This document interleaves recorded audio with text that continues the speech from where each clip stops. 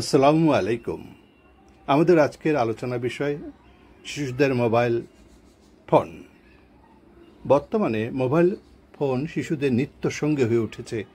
আগে যেখানে শিশুরা মাঠে খেলতো, গল্পের বই পড়তো, বন্ধুদের সঙ্গে সময় কাটাতো, এখন তারা দিনের বড় একটি সময় মোবাইল গেম বা ইউটিউব দেখে সময় কাটায়। এই আসক্তি শুধু বিনোদনের সীমাই নেই, বরং তা ভয়াবহ কুফল রূপ নিয়েছে।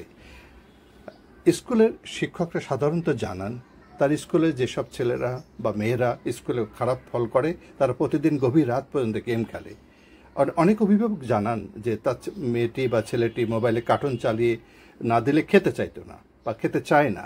এসব আসক্তির ফলে শিশুরা পড়ালেখায় অমনোযোগী হয়ে পড়ছে, তাদের চোখের দৃষ্টিশক্তি কমে যাচ্ছে, ঘুমের ব্যাঘাত ঘটছে, মানসিক অস্থিরতায় পড়ে যাচ্ছে।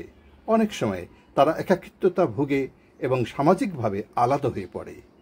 এর থেকে পরিত্রাণের বিষয় হলো অভিভাবকদেরকে ভূমিকা নিতে হবে, শিশুদের সঙ্গে বেশি সময় কাটাতে হবে, প্রতিদিন নির্দিষ্ট সময় মোবাইল ব্যবহারের নিয়ম করে দিতে হবে। শুধু পড়াশোনা শেষ হলেই 1 ঘন্টা ব্যবহার করা যাবে, পাশাপাশি বিকেলে বাইরে খেলার সুযোগ তৈরি করে দিতে হবে। যদি সম্ভব হয় পুরো পরিবার মিলে স্ক্রিন ফ্রি টাইম পালন করতে পারবেন, যেখানে কেউ মোবাইল ব্যবহার করতে পারবে না। শিশুরা অনুকরণ প্রিয়, তারা দেখে শেখে। তাই পরিবারের বড়দেরকেও সচেতন হতে হবে, মোবাইল ব্যবহারের নিয়ন্ত্রণ রাখতে হবে। তবে আমরা আমাদের শিশুদের সুস্থ এবং সঠিক ভবিষ্যৎ নিশ্চিত করতে পারব। সবাইকে শুভকামনা। আজ এখানে রাখছি।